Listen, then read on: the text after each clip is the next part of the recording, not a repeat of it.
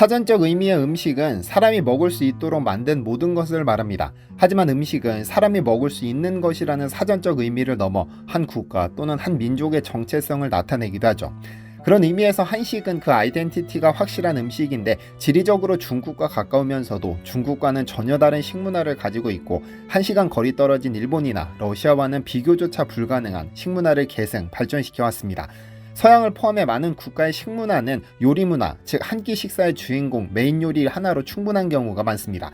그래서 반민주적입니다. 선택권이 없으니까요. 하지만 한국은 반대. 전통적으로 반찬 문화인 한국은 찌개나 국 등의 메인 요리 주변으로 적게는 서너 가지, 많게는 20가지 이상의 밑반찬이 따라옵니다. 그 구성도 다양하죠. 심심한 쌀밥만 먹는 것에 한계가 있으니 밥이 잘 넘어가도록 국도 하나 넣고, 음식의 감칠맛을 돋우는 장도 하나 넣고, 아무리 먹어도 질리지 않는 김치도 하나 세팅합니다. 넉넉할 때는 고기 반찬도 하나 넣고, 생선도 구워 놓고, 김도 넣습니다. 이렇듯 한국식 식문화에서는 인간에게 한 가지 선택만을 강요하지 않고 개개인의 개성을 중시해 다양한 선택지를 줍니다. 그런 의미에서 한국인의 밥상은 민주적입니다. 그런데 이 한국인 밥상에는 서양인들이 경악을 금치 못하는, 아니 겁나서 입도 못 대는 식재료들이 즐비합니다. 자칫 독성 때문에 사막에 이를 수 있음에도 한국인들이 꼭 먹어야 하는 이 식재료, 무엇일까요? 안녕하세요, 디스멘털입니다. 개인적인 이야기지만 저는 변태스러울 정도로 해산물을 사랑합니다. 짬뽕도 해물짬뽕만 먹고, 라면은 신라면에 굴이나 오징어를 넣어 끓여야 하고, 술안주로 1차는 회, 2차는 매운탕을 즐기고, 기분 좋으면 3차로 반건조 오징어를 즐깁니다. 그런데 해산물 중에서 좋아하지만 잘 즐기지 못하는 해장국이 딱 하나 있는데, 볶국입니다. 누가 저 이상하게 생긴 녀석의 독을 없애고 먹는 법을 처음 알았는지는 몰라도 토요일 아침, 일요일 아침이면 볶국집은 늘 북적북적한데요. 사실 복어는 인간이 먹어서는 안 되는 음식입니다. 왜냐면 복어에는 테트로도톡신이라는 독이 있는데, 그 독성이 청산가리의 최대 1500배에 이른다고 하죠. 맹독 중에 맹독인데, 이를 잘못 섭취했다가는 입술 등이 저리기 시작하다 결국 전신마비로 질식사에 이르게 합니다. 그래서 복어를 제대로 먹으려면 머리와 내장을 버리고 피도 잘 빼야 하는데, 절대 전문가가 아닌 사람의 손에서 만든 복어 요리는 먹으면 안 됩니다. 이렇게 위험하고도 위험한 요리지만 한국인들은 볶국에 미나리를 넣고 먹습니다. 한국인들은 혹시 모를 복어 독을 해독 효과가 뛰어난 미나리로 중화시켜 기어코 먹어치우는 것이죠. 사실 볶국이야 매일같이 먹는 식재료는 아니지만, 한국인들이 매일 먹는 음식에는 어마어마한 독성을 가진 식재료가 즐비합니다. 산과 들이 파릇파릇 변하는 이른 봄이 되면 나들이 오신 연세 지긋한 어르신들을 봅니다. 이렇게 나들이 오셨다가 두릅도 따고, 오순도 따고, 원추리도 뜯고, 고사리도 꺾고, 눈에 보이는 봄나물들을 빼놓지 않고 수확해 가시는데, 이렇게 즐겨 먹는 봄나물들이 전부 독초라는 사실을 아시나요? 한 연구에 따르면 우리나라에 자생하는 독초는 대략 84개과 327종이라고 하는데, 이 독초들을 연구하고 연구해 먹는 방법을 찾아낸 민족이 한국인입니다. 가령 고사리는 2급 발암물질로 티아민 분해효소 프타킬로사이드와 같은 유해 성분을 함유하고 있습니다. 하지만 한국인들은 이 고사리를 10분 이상 끓인 후 12시간 이상 물에 불리면 독소가 제거된다는 사실을 발견해 소중한 식재료로 활용하고 있죠. 두릅도 위험하긴 다르지 않습니다. 두릅의 줄기에는 식중독을 유발하는 독성이 있어 섭취에 주의해야 하지만, 한국인들은 이 두릅 새순을 따다가 끓는 물에 데쳐 독을 제거해 초장에 찍어 즐기죠. 원추리는 어떨까요? 사실 원추리는 봄나물 중 섭취 후 중독을 일으키는 환자 수가 가장 많은 나물인데, 왜냐하면 원추리에는 식중독, 설사, 구토, 복통, 근육경련, 호흡곤란 등을 유발하는 콜리친 성분이 다량 함유되어 있기 때문입니다. 그리고 이 성분은 성장하면서 증가하기 때문에 한국인들은 기가 막히게 어린 새순만 골라 즐깁니다. 어릴 때는 콜리친 성분이 옅어 충분히 데쳐 먹으면 섭취가 가능하니까요. 그 외에도 많은 봄나물들이 인간의 생명을 위협할 정도로 강한 독성을 가지고 있지만, 한국인들에게 이는 큰 문제가 되지 않습니다. 벌써 수백 수천 년간의 섭취 실험을 통해 안전하게 먹는 방법을 전부 터득하고 있으니까요. 어떤 독초가 발견되면 먹을 수 있는가를 따져보고, 먹을 수 있어 보이면 죽지 않을 만큼만 먹어보자는 것이 한국인의 도전 정신입니다. 사실 한국인들은 몸에 좋은 건 쓴법이라는 말에 거부감이 없는데, 이건 어릴 적부터 우리 몸에 새겨진 믿음입니다. 이른 봄부터 어머니는 열심히 두릅과 취나물을 식탁에 올리셨는데, 이걸 먹어보면 이걸 정말 먹으라는 건가 싶을 정도로 그 쓴맛에 진저리가 쳐지지만 결국 우리는 적응해냈죠. 이렇게 독초조차 식재료로 바꾸는 DNA를 가진 한국인이다 보니 한국에는 그 나물의 그 밥과 같은 속담이 존재하는 것이고, 한국인들이 즐기는 산나물은 외국으로 수출도 불가능한 상황입니다. 이를테면 우리에게 친숙한 곤드레 나물은 중국에서 보건식품으로, 취나물은 화장품 원료로 등록되어 있기 때문에 식용 근거가 명확하지 않습니다. 그래서 이들을 수출하려면 현재 의약품 인증 기준에 맞춰야 하므로 사실상 수출이 불가능한 겁니다. 그런데 한국인은 언제부터 어쩌다 이렇게 나물의 민족이 됐을까요? 한국인이 나물을 먹기 시작한 시기는 선사시대까지 거슬러 올라갑니다. 오래전 구석기인들은 주로 과일이나 나무뿌리와 같은 자연 식물을 채집하고 동물을 사냥해 식량으로 삼았습니다. 즉 인류가 지상에 출현한 이후 대부분의 시간을 채집과 수렵에 의존했다는 의미죠.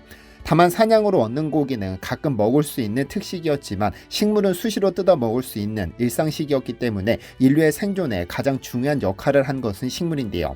산가들의 잡초는 이후 식용식물이 되고 야생나물이 되고 재배채소가 됐습니다. 굶주림을 한자로 기근이라고 표현하는데, 기는 곡식이 여물지 않아 생기는 굶주림을 뜻하고 근은 채소가 자라지 않아 생기는 굶주림을 뜻합니다. 그래서 나물은 한국에서 대표적인 구황식물이기도 한데, 조선시대에는 가뭄이나 홍수로 인한 흉년에 대비해 구황식품 목록을 책으로 만들어 배포하기도 했는데, 대표적으로 구황곤초, 구황작물, 구황전료, 구황차료, 황정대게 등이 있습니다. 대표적으로 구황곤초에만 산과 들나물을 포함해 851종의 나물이 등장하죠. 사실 산지가 70%인 우리나라 특성상 채소를, 아니 나물을 뺀 밥상을 생각하는 것은 어려운데, 한국의 나물 문화는 단순한 식생활의 한 부분이 아니라 척박한 환경 속에서 생존하기 위한 발상에서 기인합니다. 가령 위에서 언급한 두릅이나 곤드레 나물 같은 나물은 그 독성을 제거하기 위해 삶은 후 말리거나 불려서 먹습니다. 이러한 제독 과정은 단순한 식사 준비 과정이 아니라 생존을 위한 지혜의 결과죠. 그러니까 특산품을 먹기 위한 것이 아니라 생명과 직결된 필수적인 습관이었던 겁니다. 이렇게 나물 문화가 발달한 데에는 한반도의 농경 환경이 큰 역할을 했습니다. 산지가 70%인 한반도는 유난히 가뭄이나 홍수와 같은 자연재해에 취약해 농경에 유리한 지역이 아니었습니다. 이른봄 보리가 수확되기 전까지 식량이 부족해 굶주려 했던 시기를 보릿고개라고 하는데, 이 시기를 견디기 위해 나무를 뜯고 독성이 있는 식물도 조류 과정을 통해 식용으로 변모시키는 지혜를 쌓았습니다. 고려시대에는 살생을 금하는 불교가 국가 종교로 자리 잡으면서 나물 요리는 더욱 다양해졌습니다.